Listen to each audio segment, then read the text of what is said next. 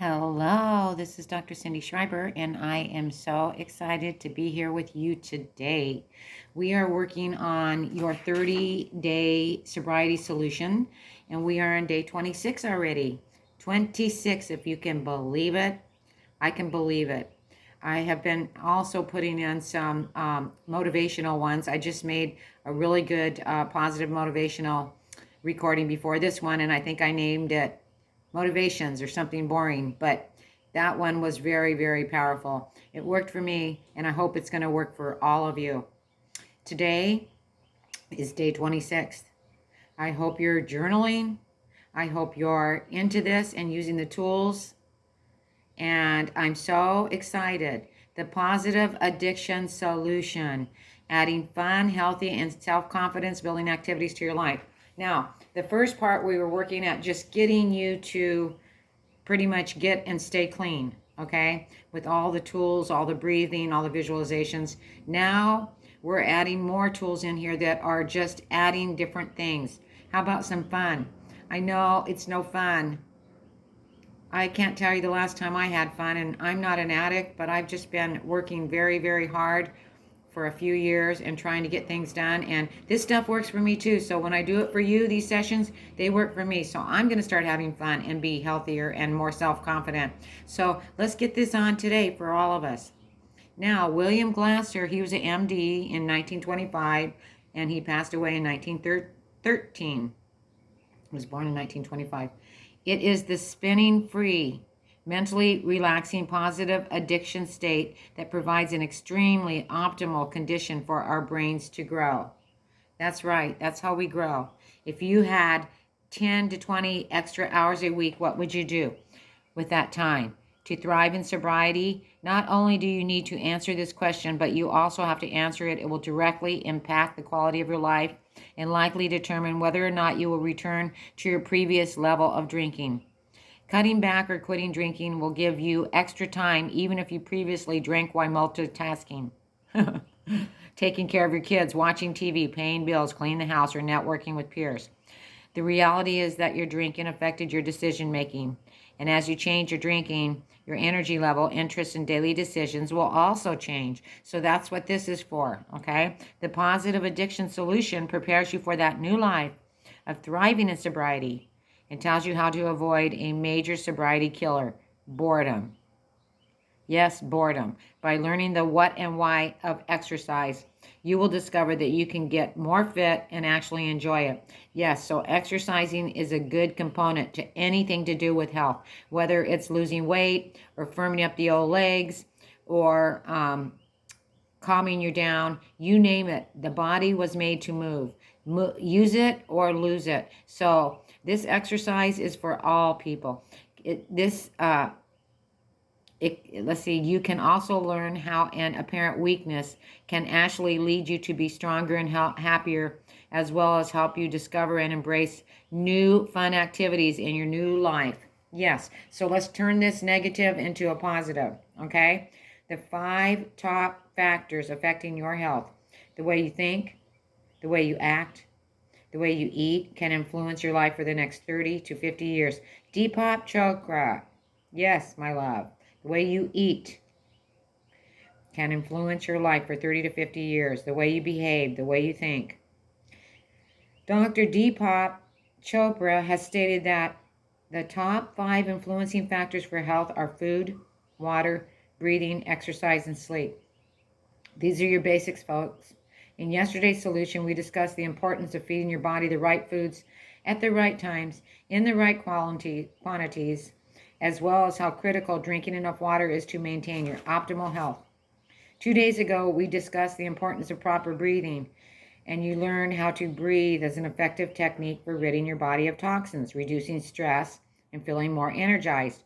And today we will address exercise and sleep. Imagine how much your overall energy, self-confidence, and physical health will be transformed by embracing the top 5 influencing factors for your health. Even if you only start with small changes in each of the areas and combine them with cutting back or quitting using, you will be able to experience remarkable positive results in a relatively short amount of time. the magic pill. What if there was a pill that could keep you fit and lean as you aged while protecting your heart and bones? What if it was as good for your brain as for your body and it made you stronger, more confident, and less susceptible to depression? What if it improved your sleep, your moods, your memory, and reduced your risk of cancer, all while adding life to your years and years to your life? A great number of studies have found that exercise, remember Jack LaLanne, can provide all the benefits and more, even for people who begin late in life. We're learning that much of physical decline that older people suffer is not from age, but simply disuse. You know, there was something on TV yesterday about seniors, and when you don't use 3 different muscles in your legs, how they can just make you so off balance and make your walking weird and give you less energized feelings and weaker joints and all that. 3 little exercises. And I tried them and they really helped, and they weren't hard exercises. It was about stretching my hamstrings, okay, and then stretching those muscles right in the front of my legs, okay. And there was one more. I'm going to have to get back to you on that one. But I got up and I started moving my legs. And I thought, I don't want these flabby little legs. Even if they're thin, I need more stronger legs. So if you want to change how you feel, just get moving.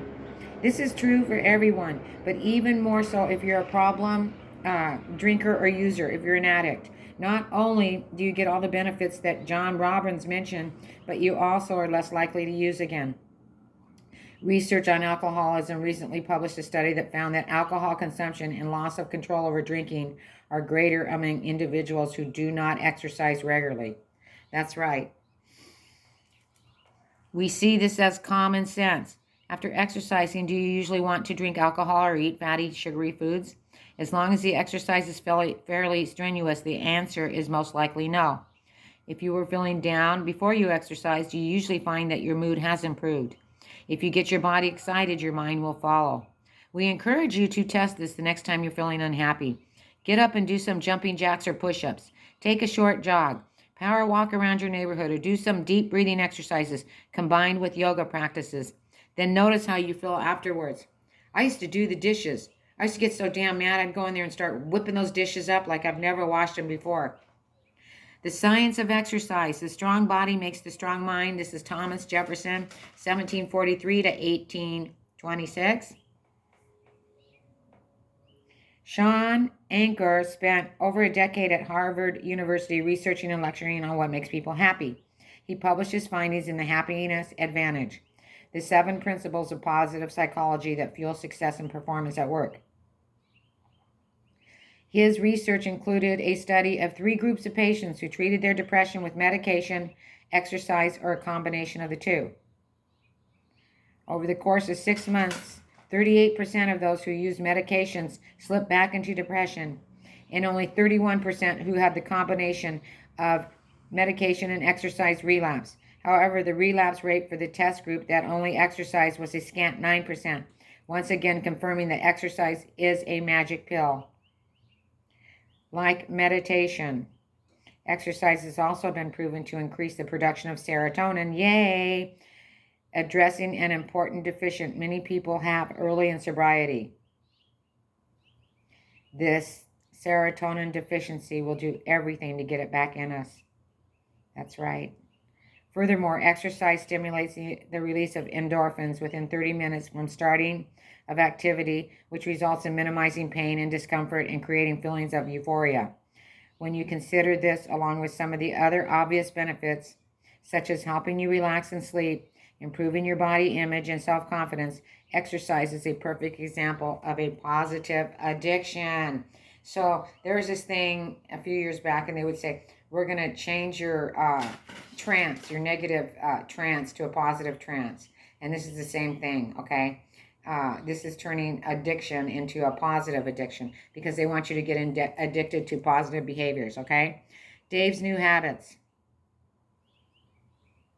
Dave realized that embracing new fun and healthy activities was a critical component in thriving in sobriety. You know, you got high for a reason, okay? And you gave up playing and having fun since you were a little wee one, okay?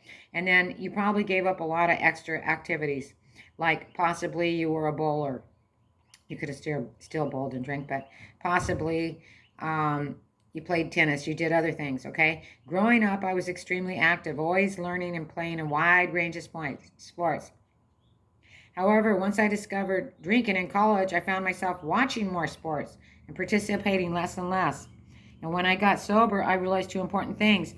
My apparent love for watching sports was much more about using than it was an excuse to drink, was much more about using it as an excuse to drink, and mostly avoided playing sports and learning new ones because they often conflicted with my desire to drink. Once I was free from alcohol, embraced new physical activities gave me a lot of enjoyment. The first thing I did was start coaching my oldest daughter's basketball team, which not only helped me become more engaged in my children's lives, but also helped me to become more active. Soon after, I started playing racquetball at the church. Oh, that's a hard one. That's a lot of movement. I ended up starting a racquetball ladder, and more than 55 people signed up. Although racquetball was enjoyable, I realized that I love variety. So I started coaching my daughter's basketball teams. There you go.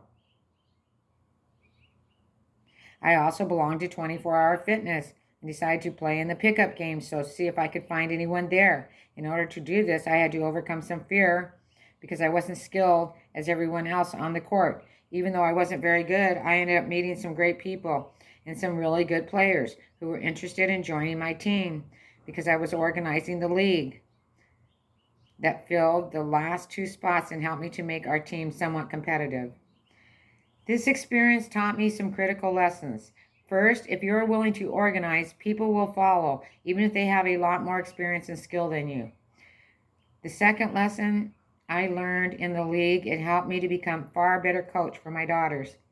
And at last, my family came to watch some of my games, just so they'd watch some of the racquetball tournaments, and taught my daughters that sports activities can be great at any age and skill level.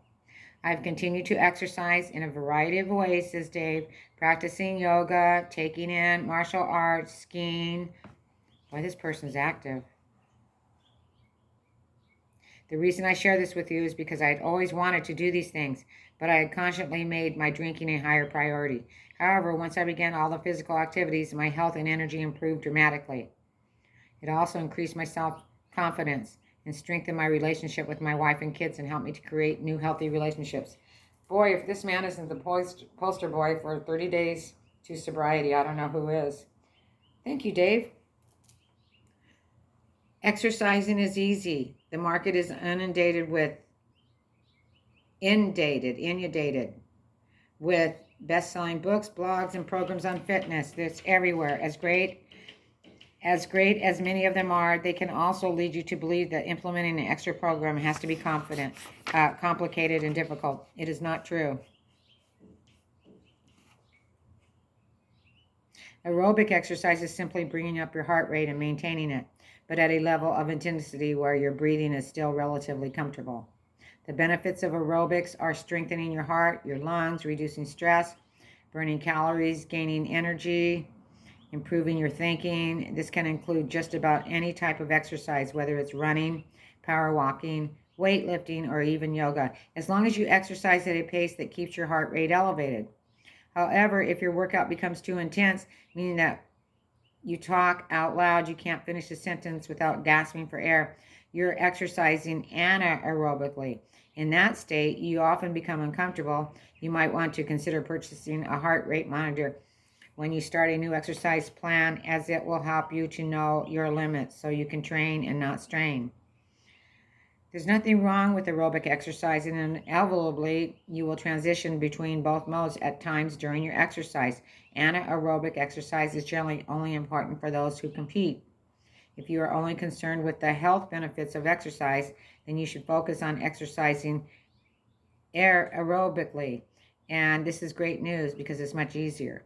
The main reason you want to exercise anaerobically or simply be forced to is if you are doing activities such as basketball, football, soccer, tennis, or swimming that require intense bursts of energy. So we don't need that. And then they go more into strength training, to lift some weights, to build some muscle in your body. So make sure you start using a little bit of weights. And here's 10 steps. We're almost finished with this part. And here's 10 steps to start exercising and never stop. Work out in the morning. Your willpower diminishes as the day goes on. So first thing in the morning when you're starting any exercise routine, start in the morning. Reward yourself. Treat yourself to something special for working out. 15 minutes of watching a funny video. Okay. Once a month, buy yourself a new piece of clothing. Use accountability. Find a workout partner or one of the free apps available on your iPhone that track and share your workout with friends. That's right. Stop setting goals. This might sound counterintuitive, but it can be easy to get discouraged. So if you have a lot of weight goals and other benchmarks with which you measure for success, if you do set a goal, make it easy enough to accomplish, such as just exercising for 20 minutes 4 times a week. People, keep it simple. Just remember, 3 to 4 times a week, exercise for 20 minutes. You could even just run around the block 3 times. Join a team or a group. That's if you would like to, if that works for you. Combine exercise with errands. That's how I exercise. Walking every day. Walk. My kids say, why aren't you driving the car to the store? I say, my God, the store's around the street. You're kidding me? Why should I waste all my gas? Plus, I need the exercise. So make a playlist of your favorite music and listen to it while you're working out. That's a good one. How many times I haven't what was that we used to do? Jazzercise, aerobic exercises to Madonna. Oh my God, a million times. Don't take more than 1 day off. Better yet, don't take any days off from exercise. The more you integrate exercise into your daily life, the easier it is to continue. Now, we're not saying exercise heavy duty because your body does need a day to rest. But we're talking about light exercising. Make sure you at least walk a couple of blocks every day. Do your exercise 3 to 4 times a week. That's right. Put your gym bag or workout clothes near the door, near the bedroom, near the car, wherever you can't miss them. That's right. They say that exercising helps you to sleep better at night, too.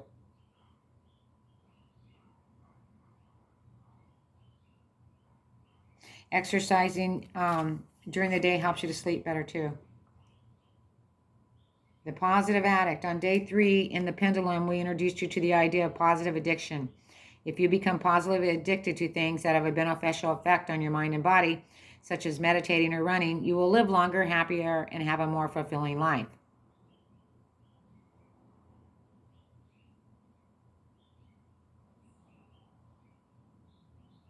You can channel your all or nothing positive behavior towards positive addictions instead of negative addictions like drinking, okay? When you become positive addicted in sobriety, you very often experience exciting and surprising success, which in turn is fulfilling both personally and professionally. This phenomena into the why is the drinking your greatest gift concept from day 3, when you move the negative addiction and replace it with its opposite, positive addiction, you're able to finally experience great success and pleasure in your life.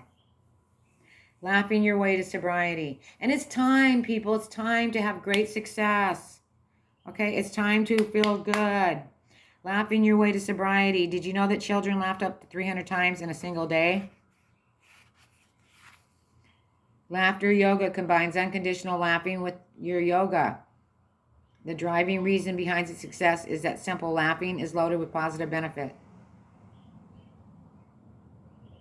They say it releases stress. There's a story of the guy he was diagnosed with cancer. So he said, well, if I'm going to have this cancer, then I'm going to laugh. And he went in his bed and got all these movies that he could rent to laugh. And he sat and laughed for 3 weeks. He goes to the doctor, and the doctor says, your cancer is gone. That is truly written about and proven. That, you know what, guys? Change your attitude and you can change your health just like that. Adding variety to your sobriety attracts a lot of high-functioning problem drinkers.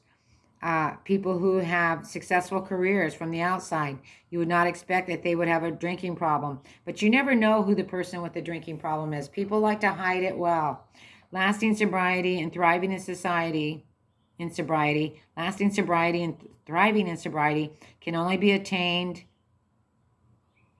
and sustained by balancing your life with some fun activities and enjoyable hobbies.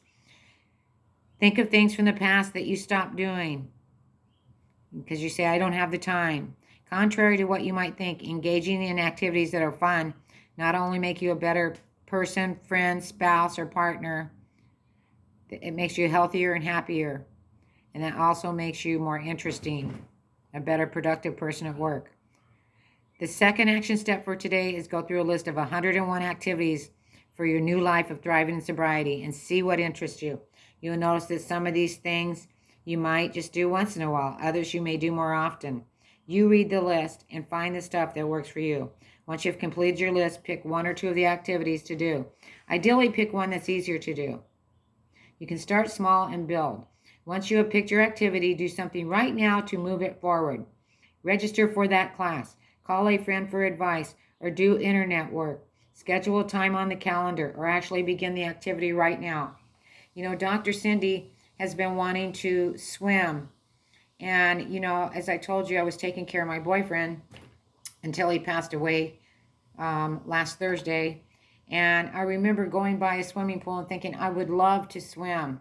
I would love to be able to exercise and swim. But I really couldn't break away because of his health. Okay? And now that he's passed away, the other day I went to the store and I saw a red bathing suit like on Baywatch. Okay?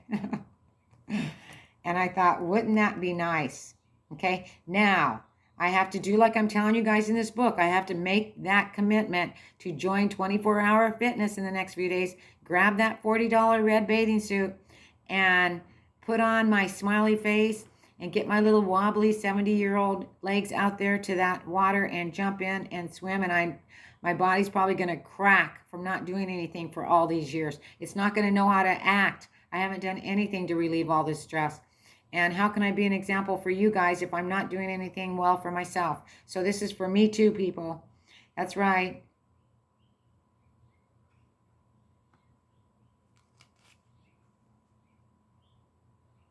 So we'll go through these activities really fast, okay?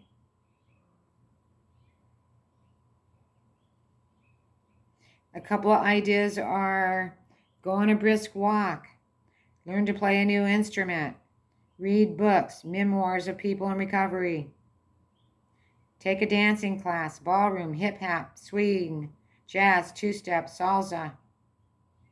I forget that other one they used to call it. Take a day off from work and use it a play day. Go on a hike and take a picnic. Research cities and countries you want to travel to. Sign up for local deal emails such as Groupon and Living Social. When you see an activity you want to try, buy it. Take a class at a local college. Those are great. Get into nature or even a local park for 20 minutes a day. Join a men's or a women's group. There's millions of them in this book. Give a back rub or a massage. Start a blog. Join a local public speaking group. Ugh, those are rough. Get a new degree. Ha, I did that. Collecting something like baseball cards. Take a chance on a new hairstyle. Clean out and organize your car. Learn to play chess, bridge, Go, Scrabble, or backgammon. Backgammon was fun. Try our different restaurants around town. Go to the beach, lake, or river. Perform karaoke. Now, people, don't let that excuse of, oh, I don't have any money or enough money. There are museums in this town. See? Now I'm going to get myself busy. There are museums in this town, and they're waiting there to be seen. And some of them give discounts to seniors. And they're not very much anyways, museums. So just find a local museum and go to it. And if you don't have the money to go to it, then just get out and go and walk around the gardens of the museums. Go to a park. You know, my stepdaddy used to say, you can just go twiddle your thumbs. That's what he would say. And us kids would run off, but we sure were creative. Their permission slip for fun. I had my first vacation without drinking, and it was thrilling. On occasion, I found myself romanticizing drinking. But what surprised me was that the people who were drinking to the excess, like I always used to do on vacation, seemed to be having fun, but often were annoying many of the people around them. Would you consider yourself a high functioning alcoholic? Do you lead what appears to be a successful life, at least from the outside, but know that drinking or using drugs is still an issue in your life?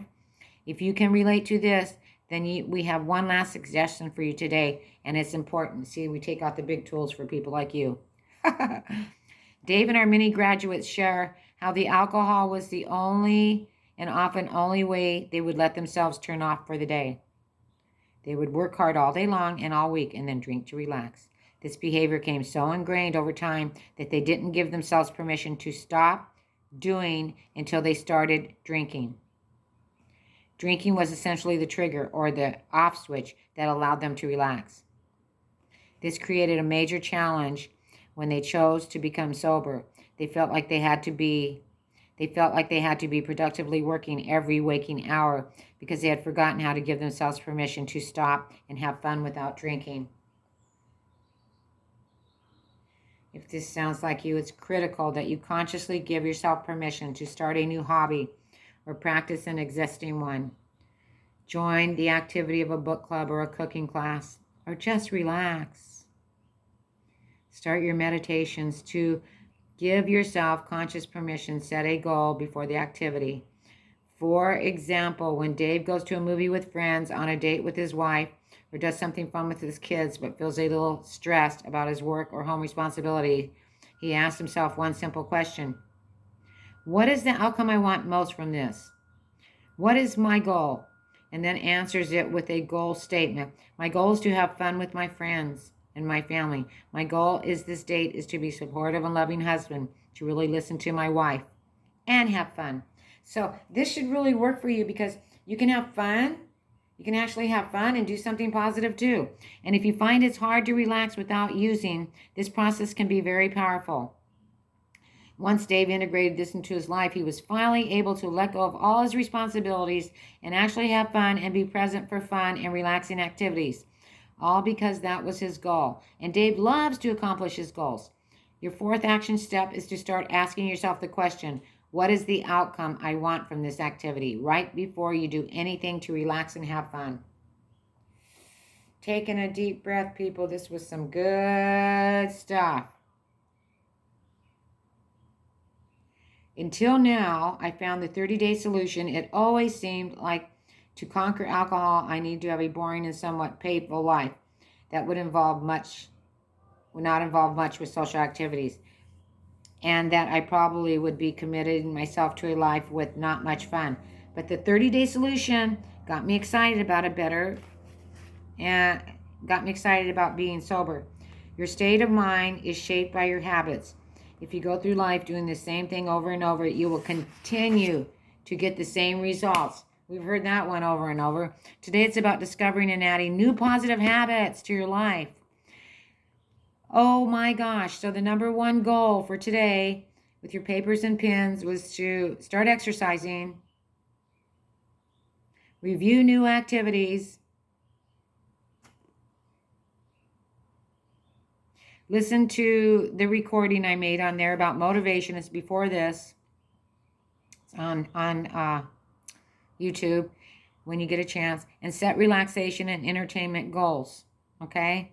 Start consciously setting goals in your mind. This is going to be fun. What is the outcome I want from this? You know what? You're going to start getting so excited about your new life and your new activities. You're going to be really, really disappointed when you have something planned, like to go somewhere and somebody says, oh, I can't make it, or I can't do that today, because you're going to be so hooked on these positive, new positive trances, these new positive, what do they call them?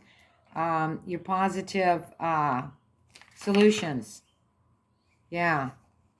I forget what they're called. They're right over here. Positive addiction solutions. Now, the companion website is at http://day26.solutions, and that's on the website of the 30-day sobriety solution, I think. So anyways, people, we did day 26. Yay! Woohoo! You're going to have that hot, awesome body. And you know what a hot body means? Healthy and sexy. And that's you. I love you. I'm so proud of you. Listen to me and do what mommy says, because mother's always right. Talk to you later.